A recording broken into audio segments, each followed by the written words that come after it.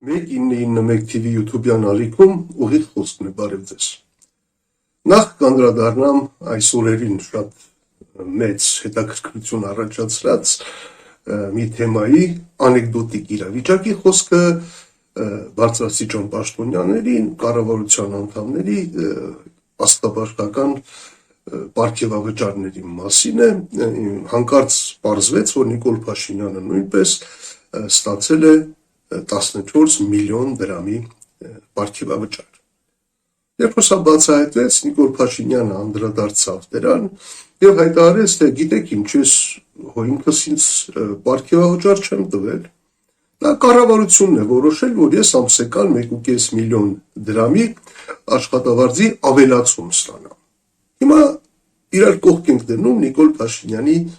երկու հայտարարությունները վերջերս արված։ Առաջին հայտարարությունը. կառավարությունը ես եմ։ Երկրորդ հայտարարությունը. ես ինձ պարգևավճար չեմ տվել, կառավարությունն է տվել։ Հասկացաք, իրար նույն մարդը ասում։ Այս իրավիճակը իմջալից հիմա ասում եմ երկրորդ թեմային,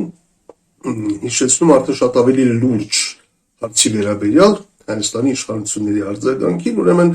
Թուրքիայի արտգործնախարար Ֆիդանը ուղղակի բաց տեքստով հայտարարեց, որ իրենք աջակցում են Նիկոլ Փաշինյանին, որ հույս ունեն, որ շատ արագ, շատ շուտով ուրեմն Զանգեզուրի միջանցքը կբացվի Ադրբեջանի սրտի ուզած ձևով, Ադրբեջանի պատկերացումների համաձայն,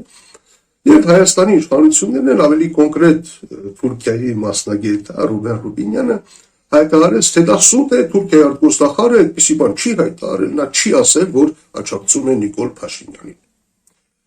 Իհարկե, նա չի ասել, որ աջակցում է Նիկոլ Փաշինյանին, նա ուղղակի ասել է, որ առաջևում ընտրություններ են եւ իրենք աջակցում են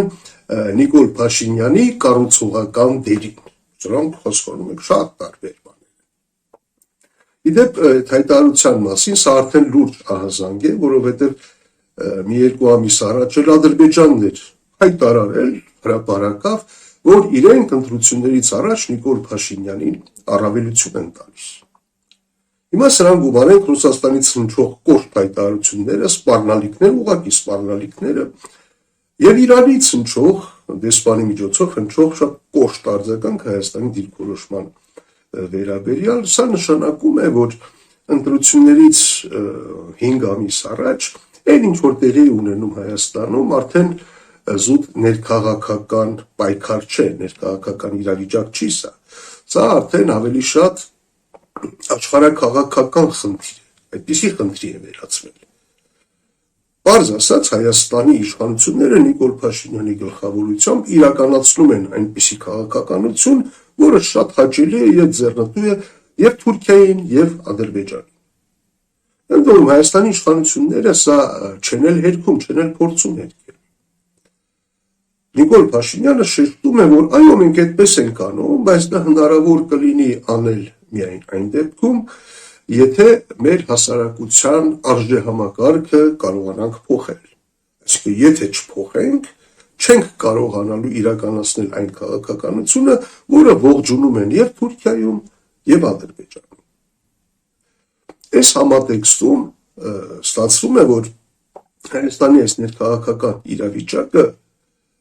պայքարը, որ քաղաքական դաշտը պիտի տանի, հասարակությունը պիտի տանի սրա դեմ, հստակ բաժանվում է երկու մասի։ Առաջին կարևոր մասը թույլ չտալ, որ իշխանություններին հաջողվի փոխել մեր աշխարհայացքը, մեր ընկալումները, մեր արժեհամակարգը, նկատի ունեմ մեր վերաբերմունքը պատմության նկատմամբ, եկեղեցու նկատմամբ, խոսքով։ Եվ երկրորդը արդեն թե քաղաքական ուժերը ինչպես պիտի վերադասավորվեն եւ մասնակցեն ընտրություններին։ Երկու առանձին թեմաներ են դա, որում առաջինը շատ ավելի կարևոր է, որովհետեւ եթե դու թույլ չես տալիս, որ փոխվի հասարակության արժեհամակարգը, ապա դրանով թույլ չես տալիս, որ իշխանությունները իրականացնեն իրենց քաղաքականությունը, որը ձեռնտու է Թուրքիային եւ Ադրբեջանին։ Այ եթե դու դիմադրում ես, դա թույլ չես տալիս, արդեն երկրորդ հարցը դառնում է այն, թե ինչպես պիտի քաղաքական ուժերը մասնակցեն ընտրություններին եւ այդ ընտրությունների արդյունքներով որ ուժերը պիտի մի խոսքով անցնեն խորհրդարան եւ այլն թե որ ուժերը կանցնեն խորհրդարանի մեջ ցավոք տպավորություն է ստեղծվում առայժմ որ քաղաքական այդ ուժերը պայքարում են պատվավոր երկրորդ կամ երրորդ տեղի համար պայքարում նրա համար որ հայտնվեն խորհրդարանում ընդհանրեն իսկ այ առաջին հարցը ով պիտի պայքարի եւ դիմադրի որ իշխանությունները չխարխլեն մեր արժեհամակարգը այ ով պիտի առաջնորդի այս շարժումը դրամաբանորեն եւ որքան էլ տարօրինակ հնչի այդ շարժումը կարող է առաջնորդել եկեղեցին ավելի կոնկրետ եթե անձերով խոսենք ամենահարմար տեխնացուն թերևս arczepiskopos Միքայել Աչապյանն ինչու որովհետեւ նախ բոլոր այն ժամանակներում երբ երկրի ներսում պետական ինստիտուտները ներսից կամ դրսից փորձեն արել քայքայել այդպես է ստացվում որ եկեղեցին է դերը ստանձնել երկրորդ խոսքը այն արժեհամակարգի մասին է որի երևի ամենանախանձախնդիր պաշտպանը հայ առաքելական սուրբ եկեղեցին իսկ դրա թերևս հայտնի ամենավճռական հասարակության կողմից թերևս ամենաընդունելի ֆիգուրը Միքայել Աչապյանն է։ Էլ չեմ խոսում նրա մասին, այն առավելությունների մասին, որ նա ազդեցիկ խոսք ունի, հետևորդներ ունի, բացի այդ նա արդեն իսկ փաստացի կալանքի տակ է գտնվում, այսինքն այդ վախնել չկա, չէ՞, հիմա իշխանությունները իրենց բոլոր հարցերը լուծում են ահաբեկելու միջոցով, չէ՞, ձայն հանես կնստացնենք, ձայն հանես ունեցվածքը կխլենք։ Նա արդեն այդ գիծը անցել Եվ նա այո կարող է առաջնորդել ոչ թե քաղաքական պայքարը, այլ այն իրավիճակը, որը թույլ կտա, որ Հայաստանում նորմալ քաղաքական պայքար տեղի ունենա։ Նախ, ասենք եթե ինչ-որ մեկը փորձում է շենքը քանդել, հիմնահատակ ավերել, ապա առաջին պիտի թույլ չտաս, որ այդ շենքը ավերեն, Եվ արդեն երկրորդ փուլով որոշես, թե ինչպես պիտի վերակառուցել այդ շենքը, որն է լավագույն ձևը եւ այլն։ Այդ առաջին քայլը, այսինքն արժեհամակարգի փլուզում թույլ չտալը, որ կարծում եմ միանգամայն այլ շարժում է, այլ պայքար է, այդ շարժումը կարող է առաջնորդել իմ պատկերացմամբ Միքայել Աչապահյանը։ Որ քաղաքական ուժերը կարծում եմ կաջակցեն, որտեղ են խնդիրները, որոնք դրված են այդ շարժման առջև կամ դրված են լինելու այդ շարժման առջև համահունչ են կարծես թե բոլորի պատկերացումների եւ առանձնապես նշանակություն չունի թե այդ քաղաքական ուժերը, չգիտեմ, սոցիալիստներ են, ազգայնականներ են, դեմոկրատներ են, թե լիբերալներ են, միևնույն է, առաջին խնդրով պետք է թույլ չտալ, որ այդ արժեհամակարգը փլուզի։ Պետք է դիմադրել, պետք է դիմադրության շարժում սկսել, որը կարող է առաջնորդել Միքայել Աչապահյանը։ Դրա շուրջ համախմբումից հետո, դրա հաջողումից հետո արդեն թե քաղաքական ուժերը ինչ կոնֆիգուրացիաներով կմասնակցեն, չեն մասնակցի, հիմա ինչ-որ քննարկումներ են գնում, իրար հետ հանդիպում են, ինչ-որ հարցեր են ճշտում, կոնսուլտացիաներ են անում, դա երկրորդ հարցն է։ Եթե չհաջողվի կասեցնել այն, ինչ անում են Հայաստանի իշխանությունները, այսինքն եթե չհաջողվի կասեցնել արժեհամակարգի փլուզումը, իշխանությունները չեն ասում փլուզում, ասում են փոփոխություն։ Եթե դա չհաջողի գալ, բացարձակապես անիմաստ է դառնալու այդ ընտրություններին մասնակցելը, որտեղ էական չի լինելու, թե որ ուժերը հայտնվեցին խորհրդարանում կամ չհայտնվեցին, կամ քանի տոկոսով, քանի տոկոս ձայն ունեցան խորհրդարանում կամ չունեցան։ Ում է դա հետաքրքիր լինելու, եթե Հայաստանի իշխանությունները, ինչպես Թուրքիայի արտգործնախարարն է, հույս հայտնում օգտագործելու են իրենց այսօրվա վարկանիշը եւ